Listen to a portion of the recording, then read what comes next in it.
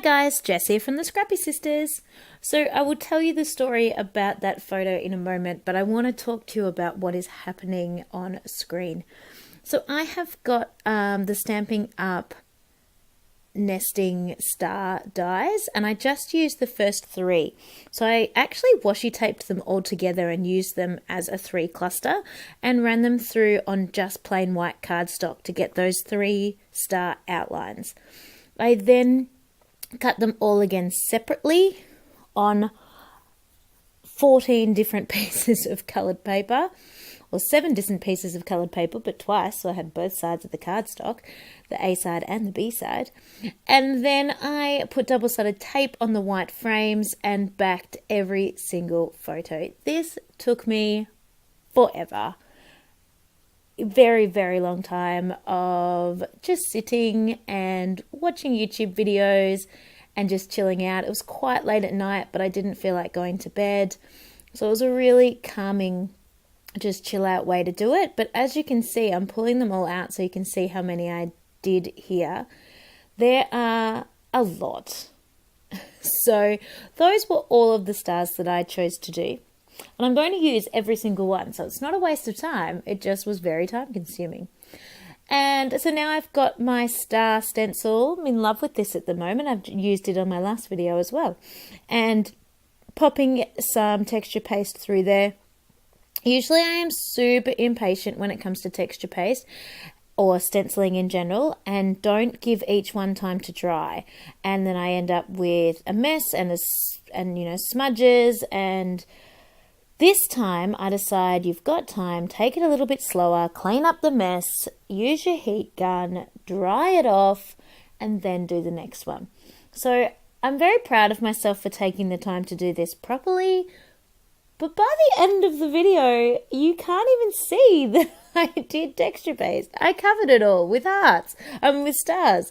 So anyway, I have filled up the diagonal across the page there, the top left to the bottom right, with texture paste stars. I've now got some navy Heidi shine. It needs a big, big, big shake. It is all settled down the bottom and I cannot get the shiny bit to unstick, so I'm giving it a big shake and a big flick. I've mentioned before I love this navy colour. It looks almost black in the bottle, but when you actually splash it out, it is a beautiful blue, a beautiful navy. So I highly recommend that if you manage to find one. And then the gold. There must be some, we know that there's similar golds, don't get me wrong. But there must be similars in the other colours as well. I just haven't researched it yet because I don't need to. Then I'm heat gunning that as well because I'm in a hurry and I want to get going. So I'm trying to show you close up what these stars look like, all puffy and beautiful, because that's the one chance you're going to get to see them, because I'm about to completely cover the entire thing. I sound really bitter.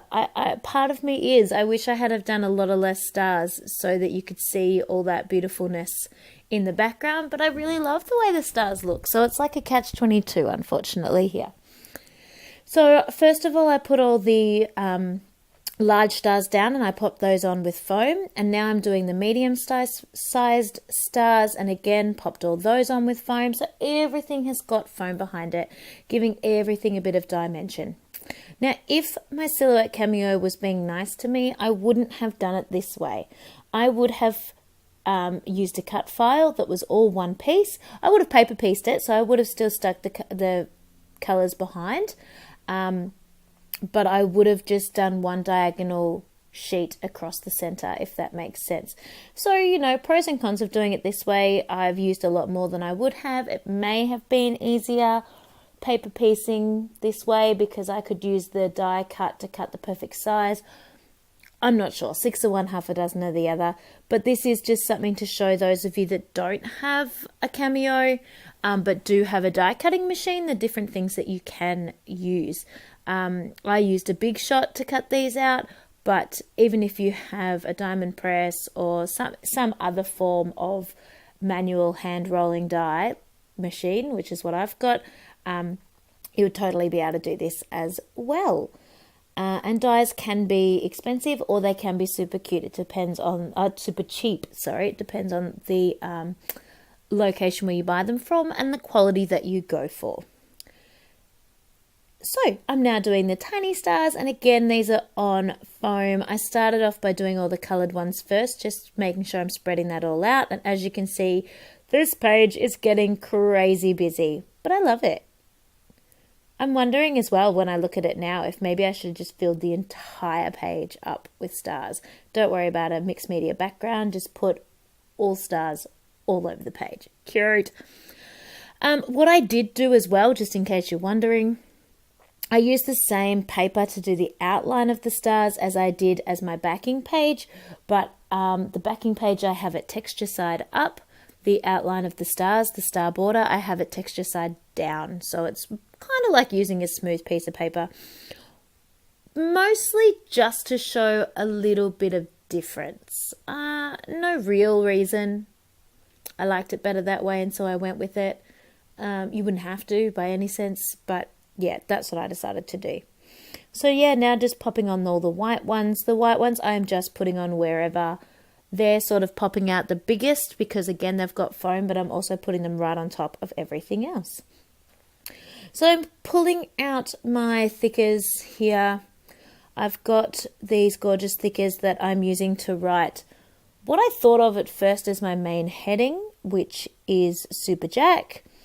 I'm just sticking that down onto a piece of plastic so that I can move it around and work out where I want it to go.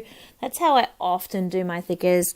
If I know 100% for certain exactly where I want it to be, I might put it straight on the page, but usually I will stick it out onto a piece of acetate first.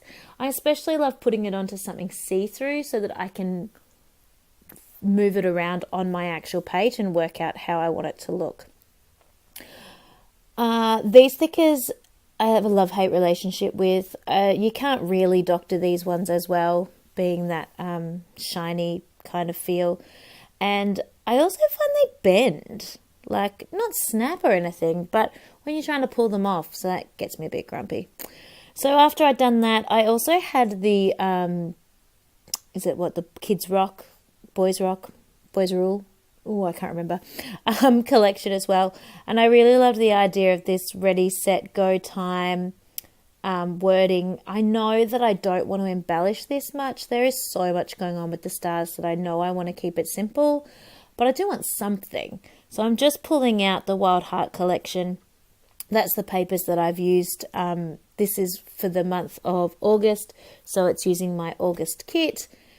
But I end up really moving away from this, which is fine by me. That doesn't bother me, because once I get the Kids Rock thickers out, I kind of fall in love with that collection again and think it fits in better with the photo, with the mood and feel of the photo. So I'm jumping back into that. I do try really hard to use that little piece of paper that says "Always Choose Adventures."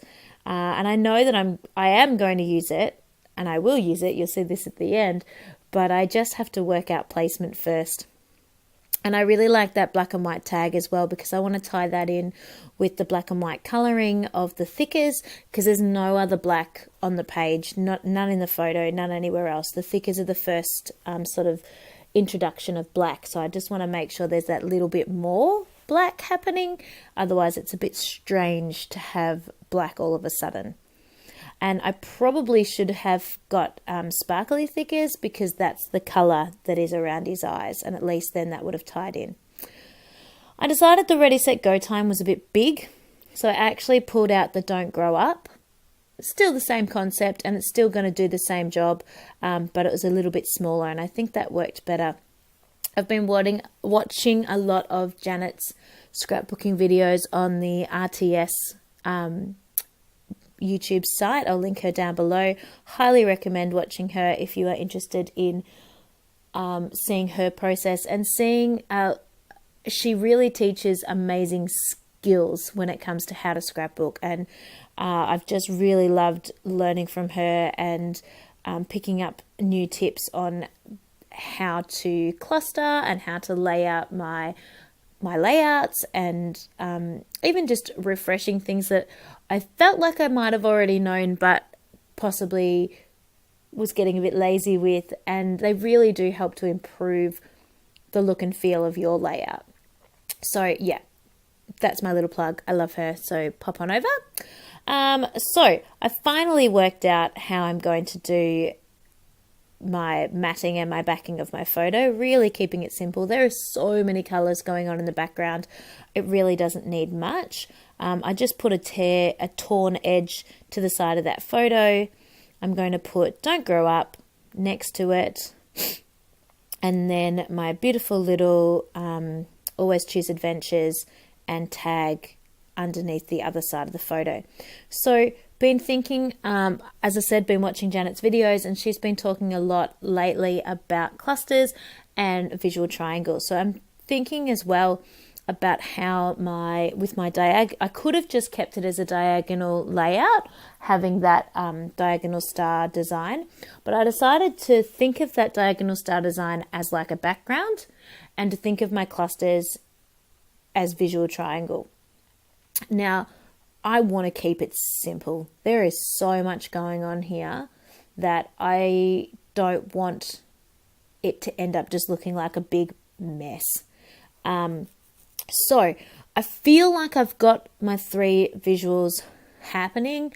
There's just not a lot happening in those. So I've got Super Jack down the bottom. That's the bottom point of the triangle. And then I've got the Choosing Your Adventures in the tag is 1 point, and the Don't Grow Up is the 3rd point. So hopefully you can see those 3 points of the triangle there. So then I need to think about sort of embellishing those clusters a tiny bit more, but again, not going too over the top. So Janet also talks about the 75, 50, 25% concept of your 3 cluster points. This isn't a hard and fast rule, as she says. You don't have to use this every single time, but I just was having trouble with embellishing this layout, and I thought that this is a great fallback. I'm feeling stuck. What are some rules? What are some tips and tricks that I can apply to this layout to try and get it finished? So I didn't consciously decide which is my 25, which is my 75, and which is my 50% cluster. I just kind of went with the feel of where I felt like more needed to be. So I'm still not even 100% sure which is the 25, which is the 50, and which is the 75. And you know what? That doesn't matter. The point is that I've got those 3 clusters, and that I've thought about not going too crazy on them. I've thought about keeping it coherent.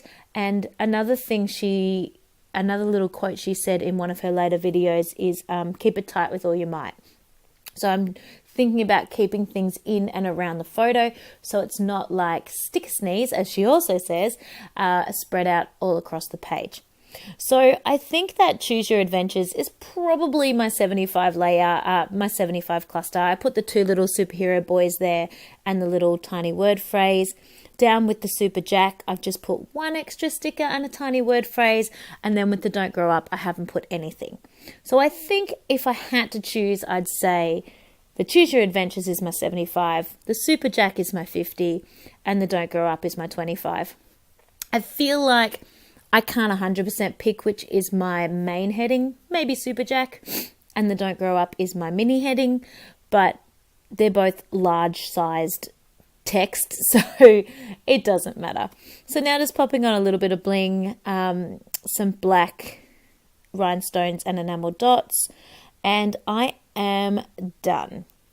So I will pull this into a close-up for you to have a look at. Oh, and I never told you the story. So Jack found I was cutting out my own words that I use. So every week 1, week 2, week 3, week 52, week whatever, I cut out of foam for my Project Life pages.